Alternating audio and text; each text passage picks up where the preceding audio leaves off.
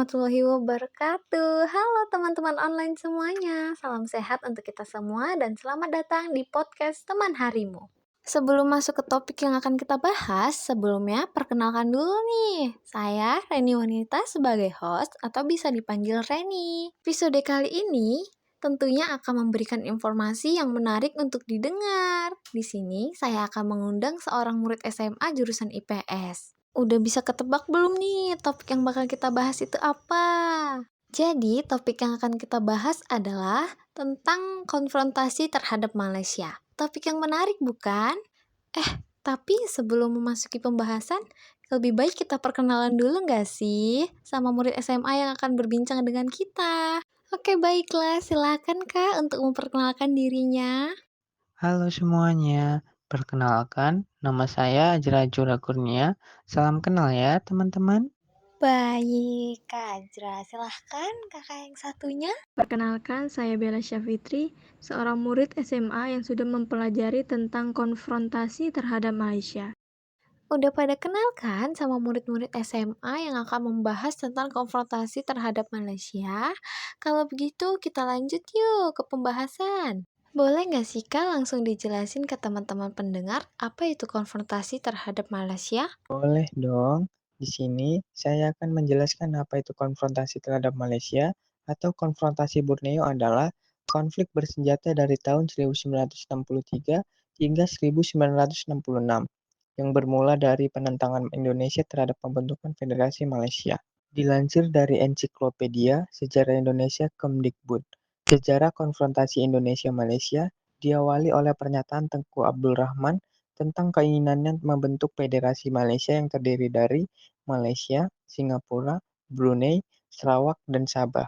Pernyataan ini langsung ditolak oleh Presiden Soekarno yang menganggap keberadaan federasi merupakan ulah Inggris yang ingin membuat negara boneka neokolonialisme yang bisa membahayakan Indonesia.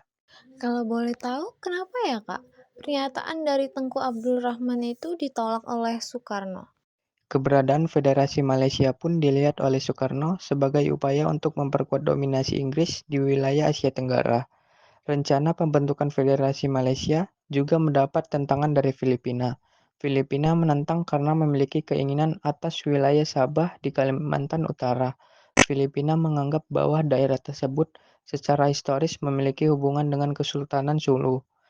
Berbagai upaya diplomasi dilakukan oleh Indonesia untuk menolak keberadaan Federasi Malaysia.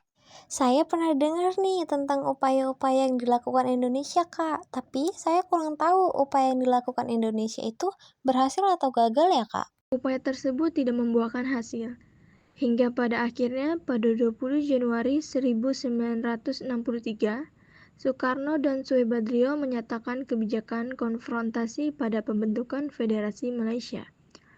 Untuk meredakan ketegangan, diadakan konferensi Mapielindo yang terdiri dari Malaysia, Filipina, dan Indonesia. Diadakan di Filipina pada tanggal 31 Juli sampai 5 Agustus 1963. Hasil pertemuan puncak itu memberikan kesan bahwa ketiga kepala pemerintahan berusaha mengadakan penyelesaian secara damai mengenai rencana pembentukan Federasi Malaysia yang menjadi sumber sengketa. Apakah konferensi Mapielindo itu membuahkan hasil, Kak? Dikutip dari Modul Sejarah Indonesia tahun 2018 terbitan Kemendikbud, konferensi Mapielindo menghasilkan 3 dokumen penting, yaitu Deklarasi Manila, Persetujuan Manila, dan Komunike Bersama. Inti pokok dari 3 dokumen tersebut adalah Indonesia dan Filipina menyambut baik pembentukan Federasi Malaysia jika Kalimantan Utara menyetujui hal itu. Selanjutnya, ketiga kepala negara meminta Sekjen PBB melakukan penyelidikan untuk mengetahui keinginan rakyat di daerah-daerah seperti Sabah dan Sarawak yang akan dimasukkan ke dalam Federasi Malaysia. Menarik banget pembahasan kita di episode kali ini ya. Ngomong-ngomong, apa yang membuat konflik ini semakin memanas, Kak? Selanjutnya, ketiga kepala negara meminta Sekjen PBB melakukan penyelidikan untuk mengetahui keinginan rakyat di daerah-daerah seperti Sabah dan Sarawak yang akan dimasukkan ke dalam Federasi Malaysia. Namun, sebelum PBB menyelesaikan tugasnya, Federasi Malaysia diproklamasikan pada tanggal 16 September 1963. Oleh karena itu, pemerintah RI menganggap proklamasi tersebut sebagai pelecehan atas martabat PBB dan melanggar komunike bersama Manila. Indonesia yang tidak terima dengan tindakan sepihak tersebut melakukan aksi penentangan seperti pemutusan hubungan diplomatik dan pemutusan hubungan perekonomian pada Malaysia. Wah, lalu apakah Indonesia melakukan perlawanan pada saat itu, Kak? Indonesia melakukan perlawanan di sektor militer. Indonesia menempatkan pasukan militer di kawasan perbatasan. Namanya adalah Deklarasi Ganyang Malaysia yang diserukan oleh Soekarno pada 1963. Ia juga mulai memobilisasi rakyat dan militer untuk menghadapinya. Lalu, apa respon dari negara Malaysia terhadap perlawanan yang dilakukan oleh Indonesia? Tentu ada, Kak. Malaysia yang berkoalisi dengan Inggris kemudian mengerahkan pasukan sekutu seperti Inggris, Malaysia, Australia, dan Selandia Baru untuk melawan Indonesia.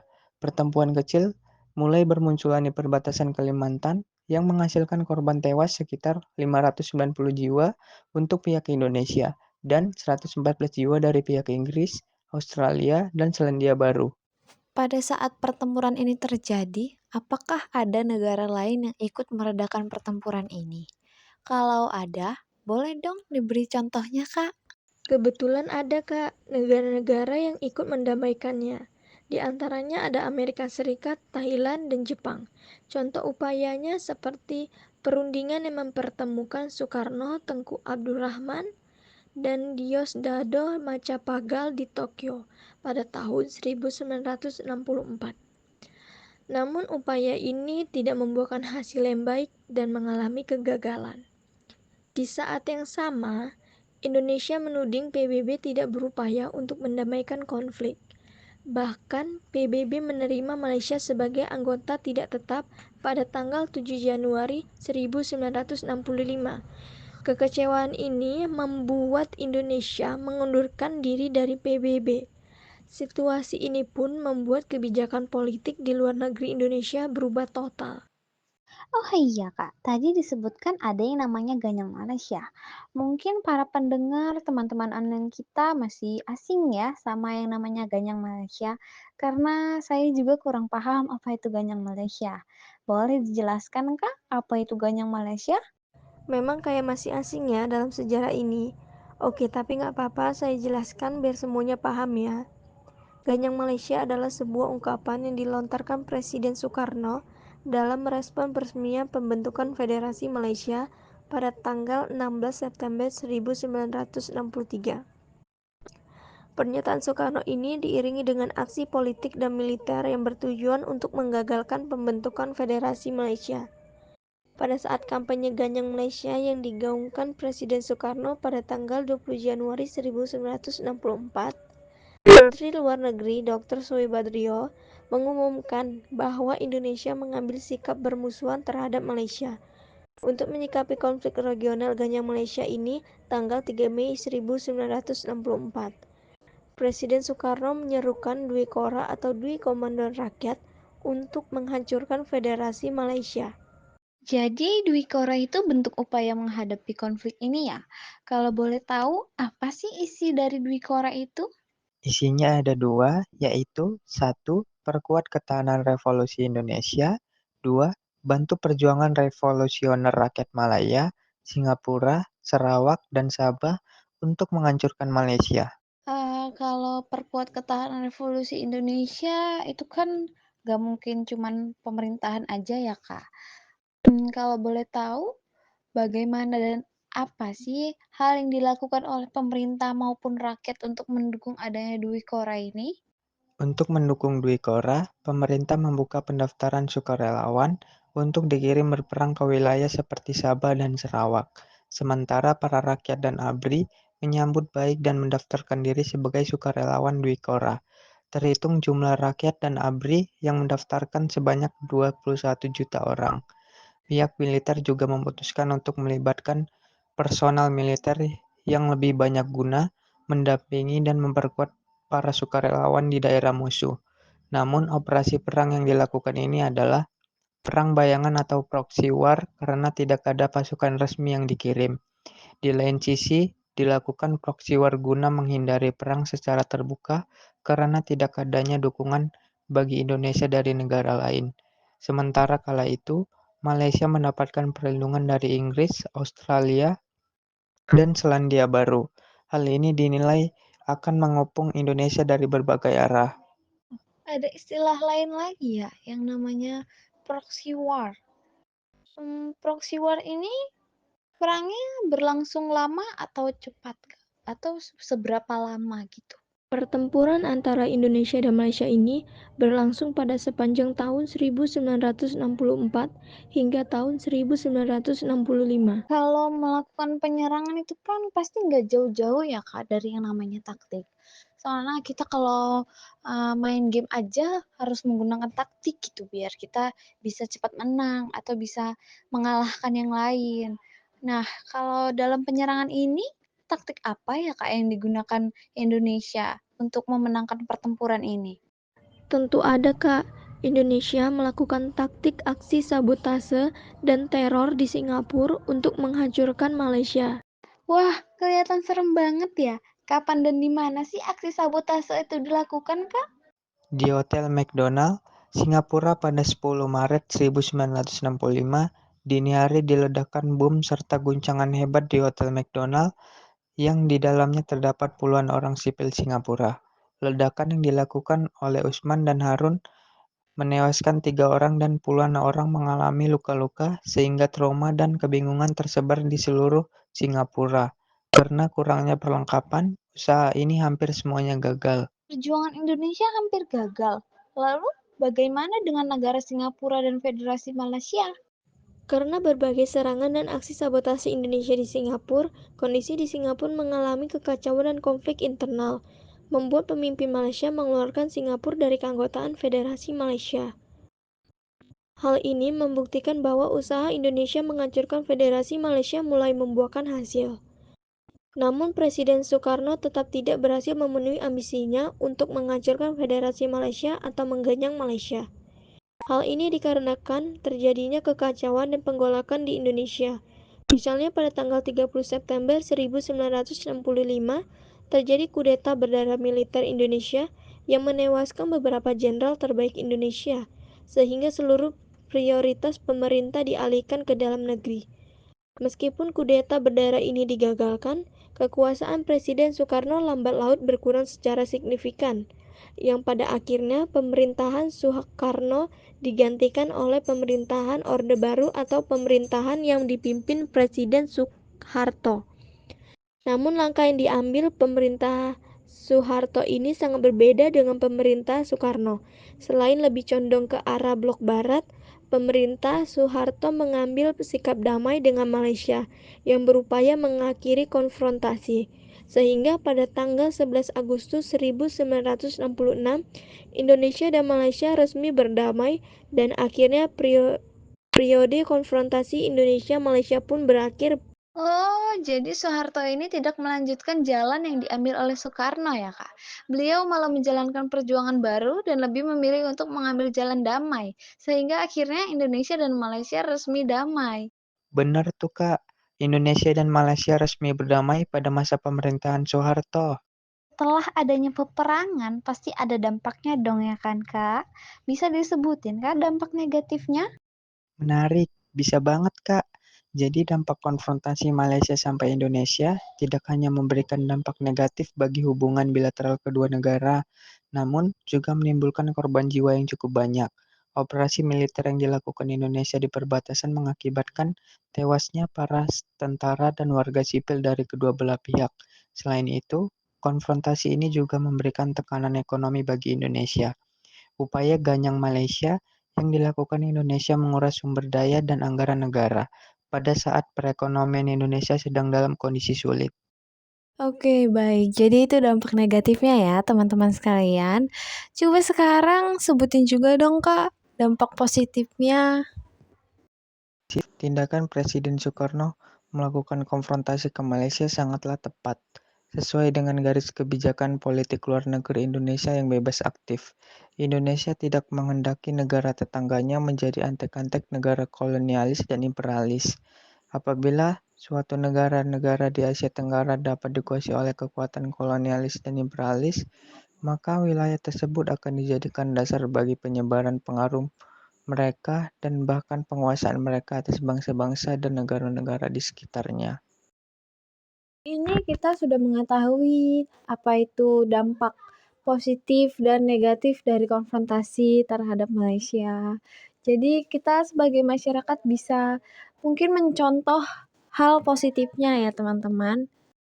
Kalau menurut kakak nih, apa sih pelajaran yang bisa diambil dari konfrontasi terhadap Malaysia ini? Meskipun berakhir dengan kekalahan Indonesia, peristiwa konfrontasi Malaysia-Indonesia memberikan pembelajaran berharga bagi hubungan bilateral kedua negara di masa depan.